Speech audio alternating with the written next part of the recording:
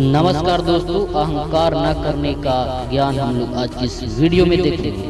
दोस्तों, यही वह समय है जब स्वामी विवेकानंद अपने प्रसिद्ध शिकागो धर्म सम्मेलन भाषण के बाद भारत लौटे थे।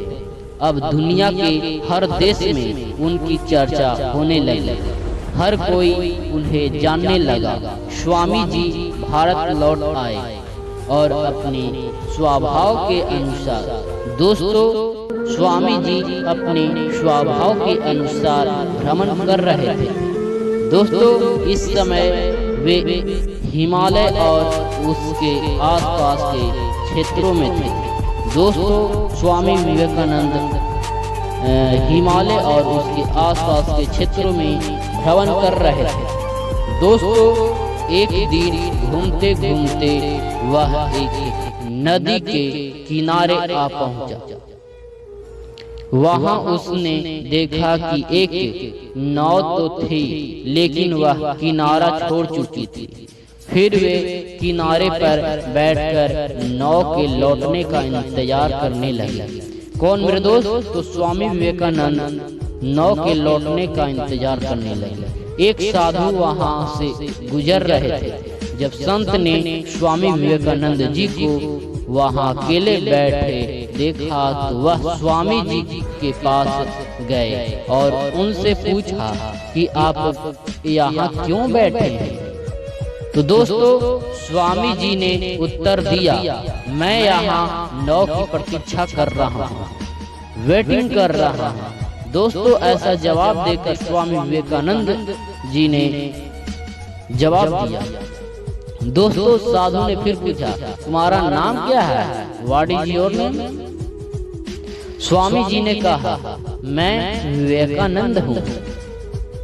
साधु ने स्वामी जी का मजाक उड़ाया, दोस्तों, और उनसे कहा, ठीक है, तो आप वो प्रसिद्ध विवेकानंद हैं जिनका मानना है कि विदेश जाकर भाषण देकर आप एक महान महात्मा साधु बन सकते हैं। तो दोस्तों, हमारे स्वामी विवेकानंद जी ने इस पर बहुत ही नम्रता और विनम्रता से साधु को कोई उत्तर नहीं दिया। तब मेरे दोस्त, ऋषि ने बड़े गर्व के साथ नदी के पानी पर चलकर अपनी शक्ति का प्रदर्शन किया। तब मेरे दोस्त अपनी शक्ति का प्रदर्शन कर रहा था वो साधु। दोस्तों, कुछ दूर चलने के बाद साधु ने स्वामी जी से पूछा, दोस्तों, कुछ दूर चलने के बाद स्वामी जी से पूछा, क्या आप मेरी तरह पानी पर चलकर इस नदी को पार कर सकते हैं? तो दोस्तों, स्वामी जी ने बड़े आदर और नम्रता के साथ साधु से कहा, इसमें कोई संदेश नहीं है कि आप में बड़ी अद्भुत शक्ति है। ऐसा विवेकानंद जी साधु से बोले, लेकिन क्या आप मुझे बता सकते हैं कि इस असाधारण शक्ति को हासिल करने में आपको कितना समय लगा? तो दोस्तों, ऋषि ने बड़े गर्व के साथ निर्दोष उत्तर दिया कि यह बहुत कठिन कार्य है। 20 वर्षों की कठिन तपस्या और ध्यान के बाद मुझे यह महान शक्ति प्राप्त हुई है। दोस्तों, ऋषि का यह बताने का तरीका बहुत अहंकारपूर्ण था।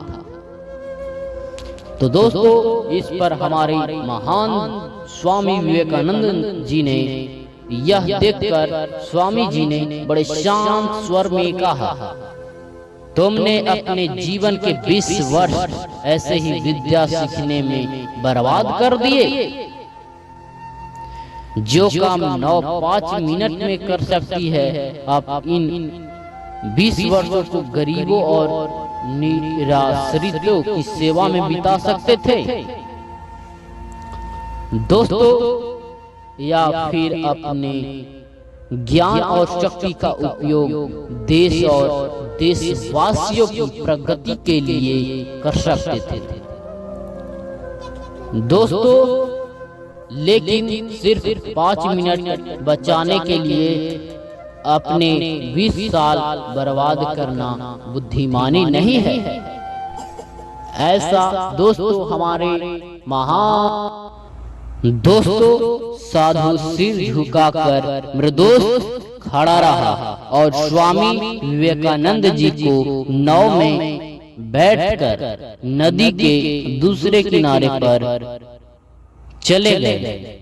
निर्दोष स्टोरी से लेसन की ओर हम बढ़ते हैं। इस प्रकार यह कहानी हमें बताती है, सीख देती है कि ज्ञान और शक्ति का उचित उपयोग आवश्यक है, नेसेसरी है। निर्दोष ज्ञान और शक्ति का उचित उपयोग आवश्यक है। यदि हम किसी शक्ति को प्राप्त करने के बाद उस पर अभिमान कर बैठते हैं तो यह मूर्खता है। वास्तव में बुद्धिमान यानी बुद्धिमत्ता शक्ति का सही जगह उपयोग करने में ही है। Thank you.